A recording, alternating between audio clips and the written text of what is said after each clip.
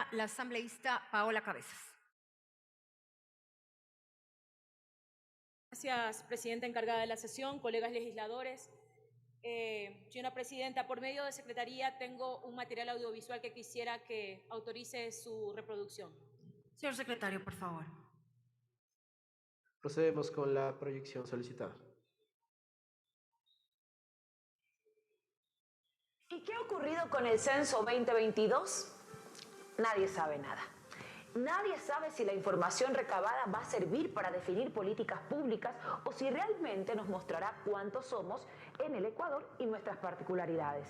Ha habido de todo en este censo: presunta violación de derechos laborales de los censistas, un éxodo masivo de quienes hacían esta tarea, casos de robos, un equipo baleado en la provincia de Esmeraldas, otro equipo fue atropellado y hasta casos de acoso sexual. Es la protesta de varios censistas a los que se les debe el pago por su trabajo. El censo más caro de la historia del Ecuador. 80 millones financiados con un préstamo del Banco Mundial. Según cálculos elementales, el censo terminará costando cerca de $8 por persona, es decir, más de lo que costaron procesos similares en Brasil y Argentina. Con esos antecedentes nos preguntamos, ¿serán certeros los datos que arrojará este censo? ¿Pasará lo mismo que en Colombia, en donde eliminaron el 30% de las personas afrodescendientes?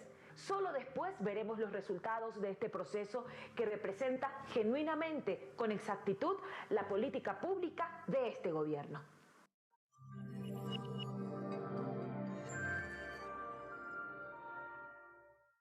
Gracias, señora presidenta. Aquí, en este pleno, gracias a la alerta que nos hicieron organizaciones sociales del pueblo afroecuatoriano, nos hicieron conocer que había muchos riesgos sobre el tema del censo. Y sí, es lamentable que esa alerta, que nació con una sugerencia de organizaciones sociales y que el Pleno de la Asamblea Nacional de manera diligente envió a la Comisión de Transparencia que se haga justamente esta fiscalización, terminaron siendo hechos certeros que hoy vamos a evidenciar para que, compañeros, este Pleno de la Asamblea Nacional tome los correctivos que correspondan.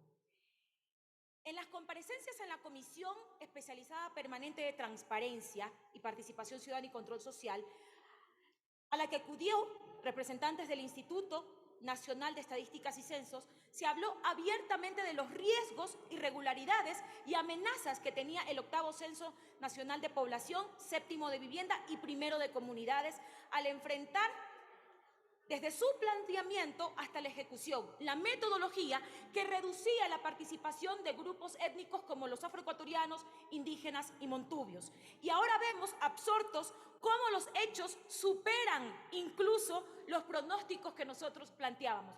Porque al inicio la fiscalización, colegas legisladores, partía por el riesgo de que pueblos y nacionalidades se puedan quedar fuera. ¿Por qué? Porque no hubo una campaña de concienciación, no hubo una campaña de autoidentificación para que las personas sean censadas por su condición étnica.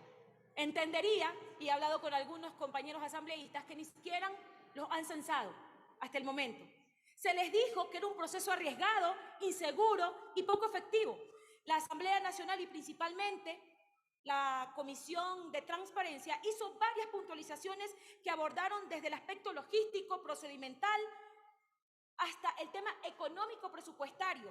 Ninguna de estas aristas fue fehacientemente explicada por los personeros del INEC.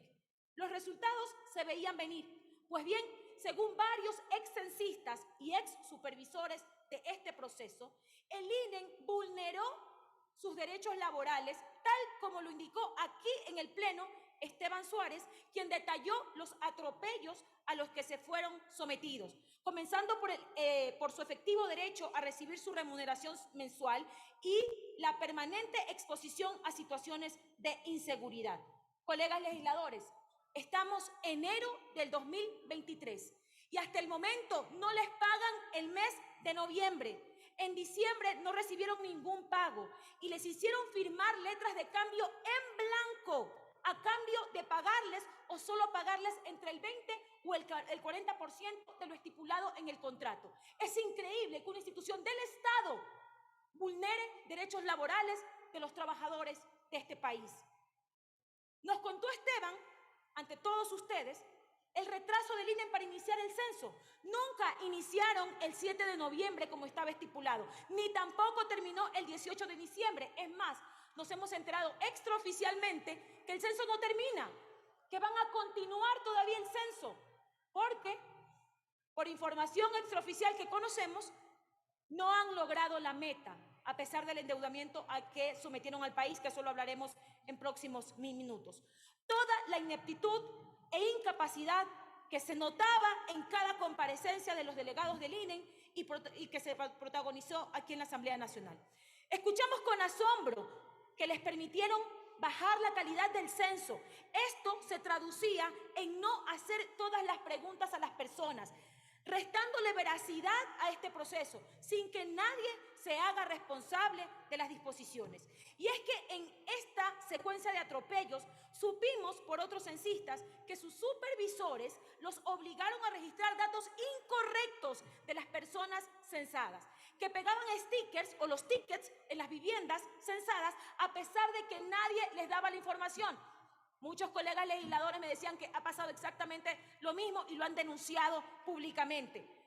Se reportaron varios robos, equipos de censistas avaliados en La Tola, en el cantón Eloy Alfaro, como pudimos evidenciar en el video que transmitimos. Mujeres que sufrieron acoso sexual y no hubo ningún dispositivo de contención para los censistas durante este proceso. Todo esto mientras el INE afirmaba tener activado un plan de seguridad, plan que obviamente no existía. Es más, para que se ruboricen, en las comparecencias, porque se pidió la comparecencia de una delegada del Ministerio de Finanzas, ¿sabe cuánto dijo que había estipulado el Ministerio de Finanzas para seguridad? $327,000 para las Fuerzas Armadas. ¿Ustedes creen que con $327,000 se podría hacer todo un protocolo de seguridad para los censistas? Y allí vemos los resultados. Ninguna de las nacionalidades que comparecieron a la comisión quedaron satisfechas con las explicaciones del INE sobre el riesgo de una potencial invisibilización que podría darse al aplicar la metodología del censo. Desde nuestro despacho se recabaron varias inquietudes y lo importante es que esto generó una movilización ciudadana, porque en la comisión comparecieron hermanos de los pueblos y nacionalidades afrodescendientes, indígenas y montubios. Y lo que justamente no queríamos, que pase lo que ya sucedió en Colombia, que justamente en un censo mal elaborado borraron el 30% de la población afrodescendiente, que luego la Corte Constitucional colombiana tuvo que reconocer que hubo un fallo técnico y que eliminaron a cerca de 1.300.000 afrocolombianos del censo. Esto, compañeros, es muy grave. Y discúlpenme, quiero que tomen atención en esto porque esto no es menos importante. Yo no creo en las casualidades. ¿Qué casualidad que estamos próximos a enfrentar una consulta popular en donde piden reducción de asambleístas y el censo tiene muchísimo que ver en eso? Si los ecuatorianos no estamos reflejados en ese censo, ¿nos pueden explicar cuál va a ser la valoración o bajo qué argumentos van a utilizar los datos de los ecuatorianos para justamente establecer la representación que tengan? Cuidado, compañeros legisladores, yo no creo en casualidades. Qué justa casualidad que el censo se está llevando a cabo en un momento donde hay una consulta popular en donde están pidiendo justamente la reducción de asambleístas. Compañeros, yo no creo en casualidades. Ya que he dicho que el mismo señor Castillo del Censo de Comunidades no ha realizado aún ninguna corrección y no creemos que lo hagan, porque esto es indiscutiblemente un proceso que ha dejado pésimos precedentes al pueblo ecuatoriano.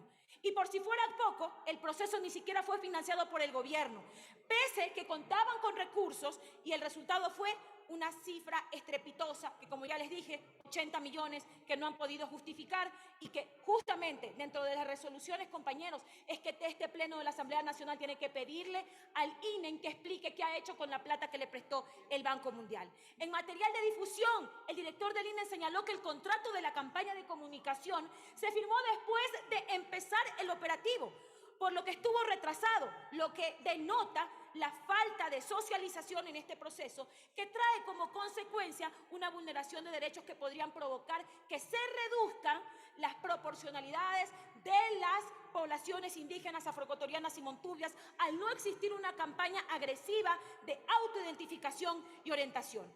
Como vemos, colegas asambleístas, aquí hay problemas por donde se lo mire.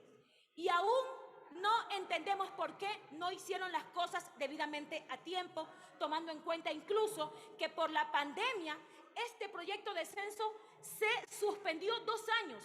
Tuvieron tiempo suficiente para hacer todo un plan operativo, para hacer una campaña de socialización que merecían los ecuatorianos. No lo hicieron y lo han hecho por indolencia. Recordemos que este proceso es la base cuantificable del diseño de políticas públicas y lamentablemente esa base está tambaleando por la ineficiencia y desdén administrativo con que se ha desarrollado. En este contexto, señora presidenta, he remitido a Secretaría a través del sistema documental una moción que contiene el proyecto de resolución con el fin de que este Parlamento acoja el informe de fiscalización aprobado por la Comisión de Transparencia, Participación Ciudadana y Control Social, la misma que está a consideración de las bancadas legislativas para sus aportes. Cuando usted considere pertinente, se someta a votación. Muchísimas gracias, colegas legisladores, pueblo ecuatoriano.